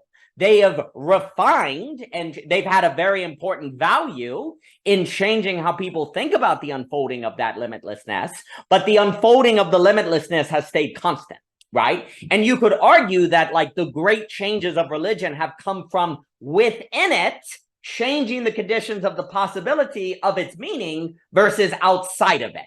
And if that's true for theology, I think we basically have to think the same thing for economics and society and all of these different things, because now, like you get to like where I was talking with Ebert yesterday on the notion that limit in of itself falls back, limits, and thus is unlimited. And the unlimited has the potential to create new limits, and thus limit is now unlimited. It is now dynamic. So a principle of limit that has been ever present in history is now understood in different ways. So I think what you're getting at is very important. I'll pass it to Clayton, Chiton, Javier, and then Phillip. But it's like that principle is constant, and yet it's a new. And so that's how I think we need to think about capital, business, different things. But Clayton, my friend. Wow. So when you guys were speaking about all this, the image that's coming to me is, it's like we're living on an iceberg, and it keeps floating into this very flexible water, like so it's the iceberg on which we're living, which is what has solidified, which is the symbolic, which we've sort of made sense of, keeps continuing to float through the waters, which are yet undefined, still chaotic, still we have not yet limited them, we have not yet objectified them, we have not yet seen the object that they can become so that we can add it to this iceberg on which we're floating, and we just keep going. And so I think it's part of the, like, it's a feature, right? It keeps happening. Parts of the water get close to the iceberg, they get frozen and added to the iceberg, and it extends the ground on which we are living. And some parts of the iceberg will melt off, and that sort of reduces. Some parts of the iceberg are transparent and we can see under, the things that live under the iceberg and whatever we're floating over. And it's all part of it. Like, I think part of the challenge of the human condition is being in a vantage point where you get to see all that. I don't think there's too many beings that get to see this, because we can happen to see through the objects, through the objectivity, but also see the object. So we can see the opaqueness of the object, but also see the transparency of the object, both at the same time. And because of having that ability, it can be confusing. It's like, well, I see it's opaque, but I can also see the other side. And I can see the spirit of it, but I also see that it's an object. So knowing how to appropriately relate is a challenge. And I think that whole presence and that whole vulnerability, it all comes in handy to sort of like slow things down enough so you can see where exactly the objective boundary is and where the spiritual is, so that you can, you can maintain the appropriate relation. But yes, it is a challenge, but I think it's all part of it. Like, it's all part of the game, and yeah, that's the challenge. I'll pass it back. It's very beautifully put, and thank you for being up like you are to be here, Clayton. It means a lot. I'll give it to Chetan, Javier, and Philip. I think this idea of the iceberg is beautifully put. I think also there's something about that ability of the human able to see it. It makes me think of Alex Ebert's freak theory on the movement of the wave, how you can see things solidify. It's almost like what you need is humans that have faithful presence who have seen that meta move, like that meta perspective maybe is a way to think about it. And like the faithful presence of people aware of that meta move then increases the probability that when limits or surprises or things are encountered, that people respond to them in a manner that at the right weight, the right rate, gradually in the right way, change the conditions of possibility without undermining the process that then is in service of the capital nation state or leads to pathological response because Beatrice smiled too quickly, as we were saying at the Philosophy Portal conference. And it seems like there's, in the same way that Viveki talks about an optimal grip, it's almost like there's an optimal rate or an optimal change that then is only determinable from a place of a faithful presence, while equipped with the meta-knowledge of the movement that you were describing, that then increases the probability that when you encounter the surprise, the real, Ebert was saying limit always has to be a surprise or you're already across it, then you're able to respond to it in a manner that then changes the conditions of possibility of the thing that you are faithfully present in. So there's kind of like a process there I'm thinking about as you are describing. That makes me think of the process of taking care of the garden that will be growing soon and overrun by weeds if we do not optimally relate to it with the optimal rate of weeding, which I am yet to find. I will pass it to Chetan, Javier, and then Philip. Chetan, please. Yeah, I'll just quickly say on the two things. I think Michelle's point was brilliant here, that there is a there's a certain kind of disablement that you have to think about here. And Foucault is sort of used these two words in French, and I always confuse between them. I'm not a French speaker at all. Savoir faire in that sense. That he talks about the savoir and faire in the two forms of knowledge that exist, and the two words for it.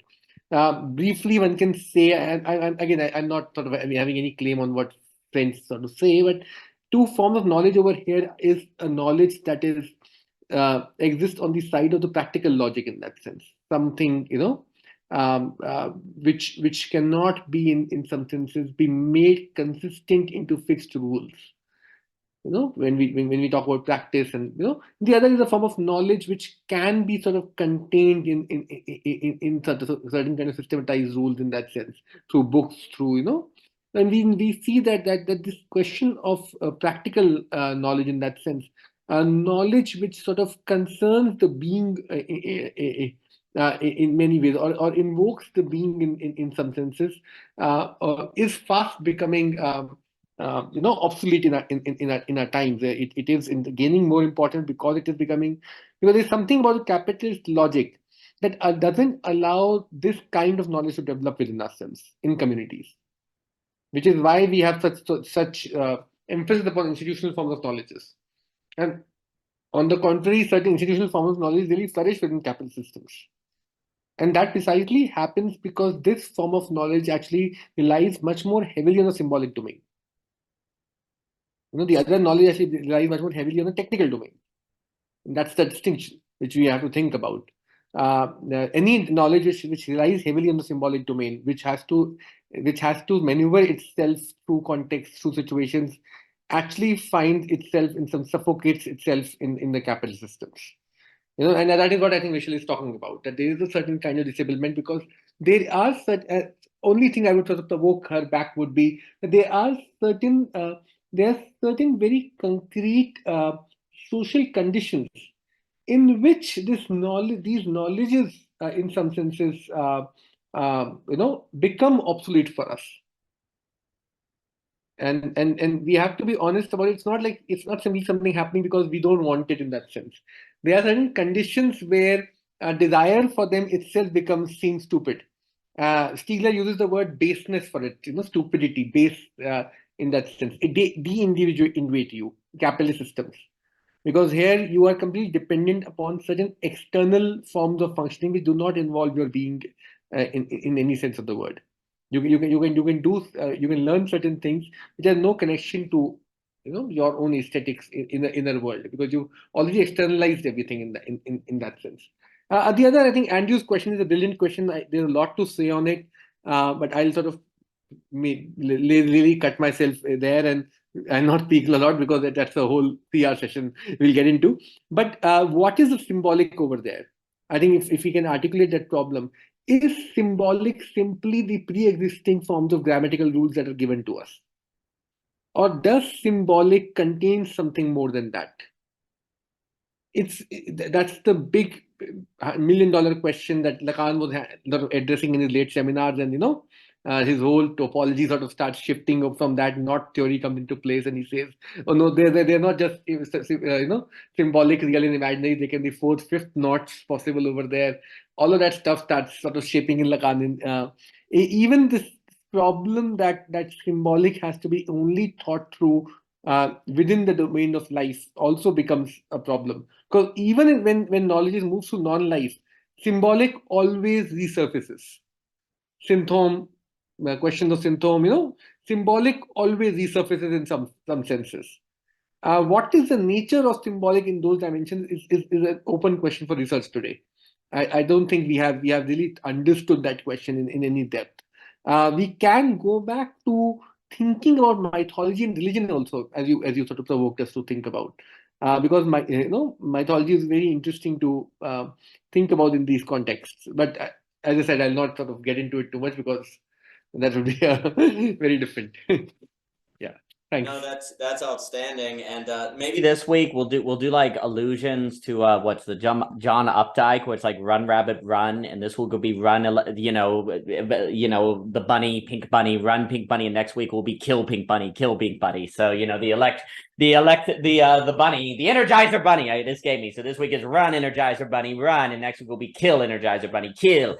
What you were saying on the disabled makes me think of the comments you made, where if your employer finds out that you're reading philosophy, that's bad for you. You're kind of disabled from being able to do that if you like your job. Like, that's a form of disablement, like you're saying. And then also there's the disablement from the ability to, say, read philosophy and be able to have it relate to your professional life. There's a kind of disablement in that, right? It can't have anything to do with your relationships, or they'll think you're crazy or something. So that's very interesting.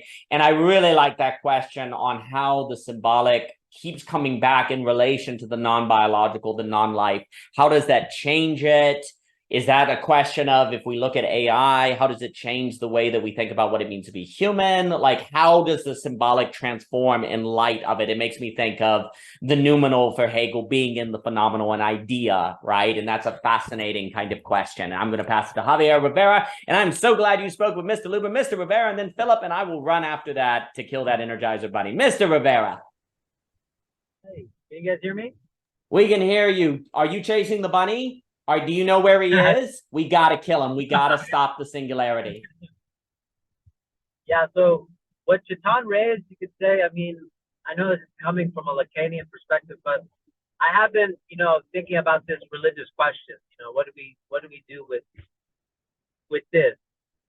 And you can see the collision itself, and I brought this up the last time in the chat. I don't know if Chetan was there, but we're coming already with real ethical problems in the biomedicine, because now when you take care of patients, they all have their own religious diversity and standing to it. And it is a question. It is a question of, it is a religious question. And what do we do with the symbolic, and how do we try to understand it? And then the other question of, like, the fact that I feel like one explanation for the way secularism can be described is how it's further atomizing itself. It's not only splitting itself, but it's atomizing itself. At least you can see it increasingly in terms of individualism. And it's a really weird paradox, honestly, because we're in this paradigm of, like, we have, globalism, like League of Nations kind of things, and then yet really fundamental atomizations of, like, individuality, spiritual but not religious. It's a very interesting paradox about how it seems to be a more inclusive world and yet a more alienating world. And that is really fascinating to even think about. And I think on this disablement, I think what technology tries to cover up, in my opinion, is the fundamental helplessness that was inevitable from the first place. Because I think we need to change our story, or think about the way to relate to such helplessness. Because in some sense, you're right, Daniel, we are opposing. Like, there's a lot of opposing going on, right? I'm opposing AI, I'm opposing humanism and something. But even those ideas, Neuralink, AI, or transferring your consciousness into AI, all this other fascination, they are fundamentally, I would say, trying to avoid something, trying to overcome a sort of certain condition of helplessness. Whatever that framing of helplessness is for them. The other issue that I see is how once a certain overcoming of helplessness is established, another form of helplessness is sort of revealed, right? So, like, sure, we can all become, like, I love this framing of, like, successful businessmen. It's like, no, just work hard, get your business, you must do all the effort and stuff. And let's just say you get there, right? But what you've exposed, another helplessness, is that now you're you've ruined your relationships with your family and your children, right? And now you have to remedy that in some way. And so the moment you try to overcome a certain element of helplessness, it reveals another element of helplessness and what that form takes place. My concern with society and the way it's going is I'm not sure if they are prepared for the form of helplessness that they will be forced to relate to when it comes. Right? And then this is the Hegelian part too, is that the helplessness part is already present. We can already find a way to relate to our helplessness. The challenge, of course, will be, it will be another form of helplessness, and what does that mean and how will we relate to it? But those are all, you know, it's very hard. I feel like we lack the imagination to deal with helplessness in like a real way, because a lot of people's idea of relating to helplessness is overcoming it, and then a lot of people's idea of helplessness is remaining in it, but remaining in it supposes a kind of knowing about what you can or cannot do, which is also another problematic feature of things. So helplessness as a question, what is helplessness? Because it already assumes a kind of knowing about what we are helpless from which now we are responding to as a society about what that is, about what that overcoming is. So it's already predicated on a kind of knowledge beforehand about what this helplessness is and what we're trying to avoid. And that's already problematic. Like, is that what we're helplessness from? Or, you know, and there's a lot of questions to ask in that. But yeah, I mean, mainly to be provocative and give an answer, but yeah. Well, we love provocative, so that's delightful. I'll give it to Phillip. I think also what you're saying on this weird double move where the entire world is inclusive, but there's simultaneously it's atomized. I think that's kind of like part of the disablement, because then if you're like, I feel really atomized, well, it must be something wrong with you because this is a really inclusive, connected world. So there's a way in which that double move then makes it to where if you feel there's something wrong, you can't blame it on the system or material conditions. It's your fault, right? Now, I think there's a danger on blaming everything on the system because there are things to be done. That's a pitfall. But then there's also an interesting way in which if, oh man, everyone's included, like inclusive, and I could travel anywhere and I could be anyone and I'm not.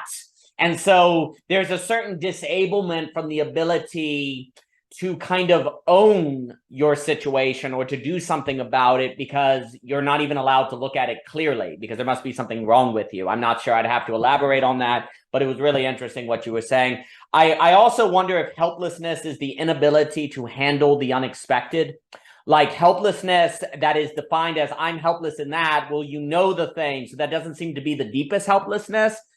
There's something about surprise. The real in Lacan has to be surprising in a way, otherwise it's absorbed into you know, your preset complexes. It's almost like helplessness. Maybe helplessness is dependency on planning. You know, we talked about in Ivan Illich, the distinction between plans and preparedness. We have a society that is helpless because it can only operate with plans, the preset, the given, et cetera, so forth. I also agree that AI, you know, you're talking about, yeah, AI is real soon going to make us kind of realize our disablement, because you could argue one of the ultimate forms of disablement is boredom. And AI may give us all the free time in the world and we'll find out we're actually bored. And that also suggests to the question of time energy that I think there is a certain personal conditioning to be able to actually use time in a time energy form, which requires you probably to face some fears, do some sort of internal work. Otherwise, you're just bored, right? And boredom is a kind of hell. Like you're finally given the freedom to do whatever you wanted, like disencountering God in Christianity, but you hate God, so it's hell. Likewise, you're given free time. You don't have to work anymore. You can do whatever you want, but you haven't worked on the conditions of possibility within yourself to have that opportunity for time energy not just be a torture in the form of boredom.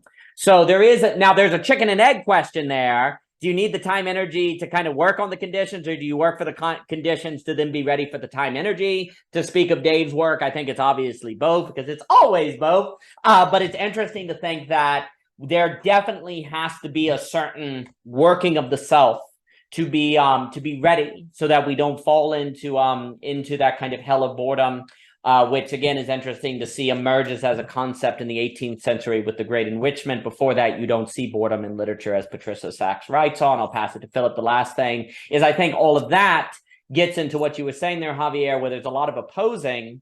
And the problem is that when we oppose things and we get rid of them, then we find out they were helping us avoid something. And then we're like, oh crap, this sucks. And the thing that it was helping us avoid, we're not ready for. And then we go back. We like give up and we go back to the thing, right? So likewise, you oppose, you oppose capital. You say it's reducing everyone, it's reductionist, and it's like, fine. And capital gets out of the way, and now you encounter the other. You find out diversity and otherness is really hard. You go, oh my gosh, I have no idea how to relate with diversity. And you're overwhelmed by anxiety. And then you're like, come back, capital. I can't handle the other. And so then it's like, yep, I told you. So this is the key. You must be ready for the revelation that what you oppose is something that was helping you avoid something. And the very character, though, of opposition tends to be one of immediacy, as a response to the immediacy of the logic of capital, perhaps, that then makes you experience this thing that it was helping you avoid too soon, before you're ready for it, and so you're overwhelmed by it. And that would be the Beatrice smile kind of thing. So I think it's really important to realize that, well, there's just a long story in history of people opposing things and then finding out the thing that they were opposing was holding something back that they're not ready to experience. And this is why I think we have to think the faithful presence, because the faithful presence is a standing against by standing in as an alternative. And so standing against by standing in as an alternative then changes the conditions of possibility in a manner that makes you able to handle or transform the thing so that it doesn't overwhelm you by something you're not ready for. More can be said, but let me give it to Mr. Phillip. Mr. Phillip. Isn't it always already too soon and too late for something like that to visit the individual? I think it's on some level what we're trying to avoid is our freedom. That is to say, people who want both to belong to a group and be autonomous. Each time you belong too much to the group, right, your personal values, whatever, are sacrificed, and then you go out on your own, you say, it's scary out here. The Energizer Bunny is after me. Oh no. That is an interesting thing, though, the storing of the sun's energy. That's probably maybe a topic for another day. Maybe you can go back to Augustine, to Actus to Sin, on that one and say it was maybe a little more mortal than, I don't know, stealing from the convenience store. Because it is this convenience that we want. I want to say to what Luber was asking, Mark Gaffney and Zach Stein have an idea. They work with Ken Wilber and Daniel Schmachtenberger called anthro-ontology, where they say that it's like the strings inside the quark are telling a story where, you know, there's a crisis and there's an overcoming of adversity and the hero triumphs and all this good stuff. When you're talking about disablement, you know, I just don't want to discount how scary it is to admit that. That initial admitting is at minimum worldview destroying if you go through it the entire brief process. And that is, we don't have the evolutionary, well, a lot of evolutionary psychology would say that's the least human thing to do. That will rob you of your humanity. So you better not go off into that turbulent sea. And so people prefer the sort of devil that they know. And this is one of the main drivers of the crisis. And I think it also brings people like us to this group. And we too risk what Luber was talking about a couple times ago with the siloing effect of not having enough disagreement, of also being like, yeah, it just feels really good to be around people who are like me. And, you know, not that that's bad, but it's like these trade-offs. How do we give them direction, and then also entice people without pointing out how far into affliction they are? And how do we then package these, what they call metaxu, to show that we have this intermediary basis of faith that we can look to see to allow us to have that waiting process that you were talking about? How do you contain that helplessness, knowing that a bigger helplessness is on the horizon, and nevertheless keep your eyes on the good? An interesting question. No, that's exactly the $1 million question. So first off, like one could argue that the religions were aware of this and were naive. It's like, yes, it takes an entire lifetime, every single Sunday, gradually forcing you to confront your sin, realizing that you try and you're not doing very well, but also you need to work towards sanctification. And then a lot of people are like, we don't like the church when it says that. Tell us something about being saved after we die and we don't have to do anything. Okay. And then the churches went in that direction because it was way too difficult to maintain something at scale that was being like, you must die every day. What? I'm not coming. Oh, well, we want you to come because we run out of money. How about we tell you get into heaven and don't have to do anything other than believe in Jesus? Oh, we like that. Well, I can do that. Okay, well, that's what happens. So religions... it would be a giant claim. I think generally a lot of religions start kind of like, oh, it's almost like a life. I don't want to say therapy session, but it kind of is. It's like a lifelong unveiling, warming up process that's really effing hard. And because it was effing hard, it gradually became what Bonhoeffer referred to as kind of, it was focused on ultimate things, but not penultimate things. It became shallow. It became cheap. And likewise, gradually, we're like, it's, if you want to say capitalism starts off with a kind of entrepreneurial spirit, right? It starts off with a certain start your own business, get your own land, and people are like, this is hard. Oh, we'll just become an employee as a corporation then. Oh, we'll just use a machine. And so gradually it's like, yes, I'll do that and get all the status. And so gradually you move away from the discomfort and the difficult into a system of disablement. And then the problem is, after you get so used to being a corporate, working for a corporation, when I talk about being an entrepreneur, you're like, heck no, that's horrifying. Likewise, you get so used to a Christianity that's a salvation doctrine. If I start talking like overly salvation doctrine at the expense of sanctification, once I see that, if I reintroduce a like religion that starts talking about character development, no. And so there is definitely part of this, a warming of the frog in the hot water, right? That travels through history. That's very, very difficult. I think the other thing that can't be overstated. So everything you just said is why basically opposition methods don't work. Libertarianism don't work at scale. Like radical freedom, entrepreneurship, saying everyone be an entrepreneur, that doesn't seem to work.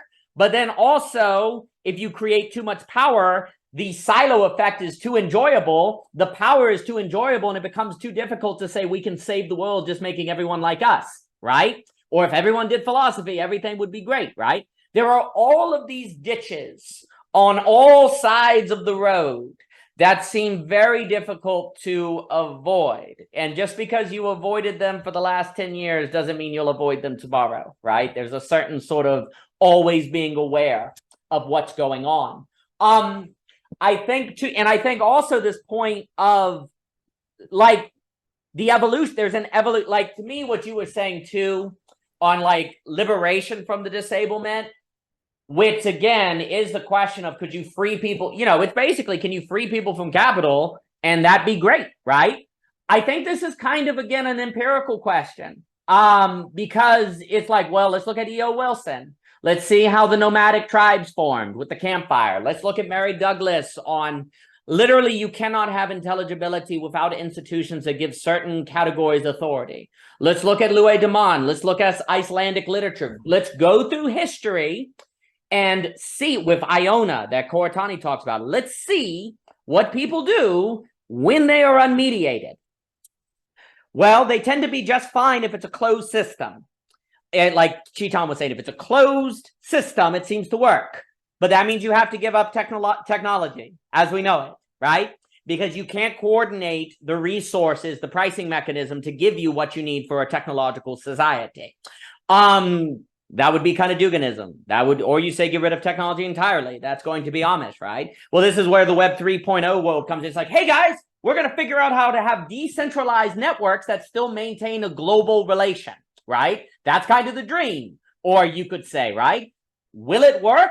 Will it not work? This is where I speak with Michelle Bowens, but the problem is very severe, and I appreciate your framing it. The last thing I'll say, I think, and then I'll alas have to run, I think this question of timing is correct. You can't time it, right? You can't say now, because then that's top down.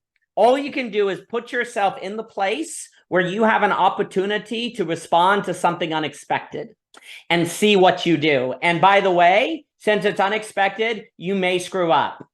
You can't avoid the fear of screwing up. The world, basically the faithful presence for me that Hunter is talking about is to put yourself in a place where the unexpected can occur and you can blow it and the consequences could be dire. That's what it would mean to change the conditions of possibility.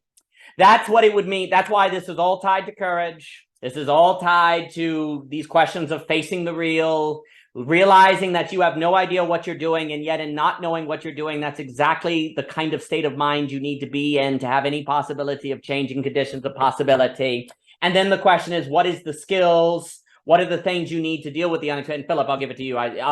Is like, what are the skills that you need? Well, I'm not sure, because you couldn't know. It's a surprise. Oh, well, so we're screwed. Seems that way. Anyway, Philip. Yeah, no, I think that's absolutely right. And I think, like, you have to mess up, but it can't be as bad as your worst fear. And it can't just go smoothly. So you have to, like, constantly be like, okay, I'm in this, like what you said, like courage, where I know what I'm about to do. It's going to go bad. It's probably not going to go as bad as I think. At least I hope not. Let's see. And then you start learning the skills, because it's behind that door that the skills are. Yes, I mean, Christianity dealt with this with a dialectic between kind of sin and forgiveness, sin and grace, you know, these kind of things. Oh, you're a sinner, you're going to F up, but that's okay, you know, because there's grace. This is why, for me, the end of Belonging Again 2:1 has to talk about the problem of forgiveness, because literally the changing of the conditions of possibility means you have to be faithfully present in a place where you're going to be in mistakes. And if the people around you are not going to forgive you, and if you can't forgive yourself, you're going to deconstruct and fall out. And then how do you, if today without religion, we basically don't seem to have any metaphysical doctrine to justify forgiveness, we have a problem, because you could say that the greatest disablement of all that removes the possibility of changing conditions of possibility according to faithful presence as such is the disablement of forgiveness. We have been disabled to know how to forgive. Because if we forgive, what if we're enabling injustice? What if we're letting someone do a bad thing, get away with it? We don't know how to forgive. We don't know what forgiveness is, because when you lose religion, you lose that kind of metaphysical background to be able to think about forgiveness independent of a possible enablement of injustice. And if people are disabled from forgiving, you could argue there's basically no possibility then of regaining the symbolic from capital, to use the distinction from Chiton, and capital wins. If capital removes if we are disabled from the possibility of forgiveness, that probably does mean capital wins, because you will not be able to go through the process of screw ups as necessary from that place of faithful presence to change the conditions of possibility, so you get better and better and better and better in a manner that the people around you could see and go, yeah, that guy screwed up, but you know, he's still trying, and they're inspired by it. Likewise, in a religion, you people see, like people who were sinners could get their act together and people would be like, wow, and actually it would become inspirational. It is very difficult to make the transition from screw up to inspiration without forgiveness. And that's going to be greatly part of hurting the possibility of greater social change. If you don't have the possibility of inspiration, it seems difficult to have organic emergent social change, because inspiration leads to wider scale change without a top-down mechanism, right? It's the shine, as Hegel puts it. Well, how can you have that if you don't have forgiveness? Because very often it's the underdog story that tends to be the most inspiring. But if we can't forgive the underdog for making a mistake, then, well, there will only be what? Power, the big dogs, and those just happen to be AI and corporations. More can be said, but I've appreciated the conversation, and thank you also, everyone, for the technological mistakes earlier. I appreciate it. You're all delightful. Have a good one.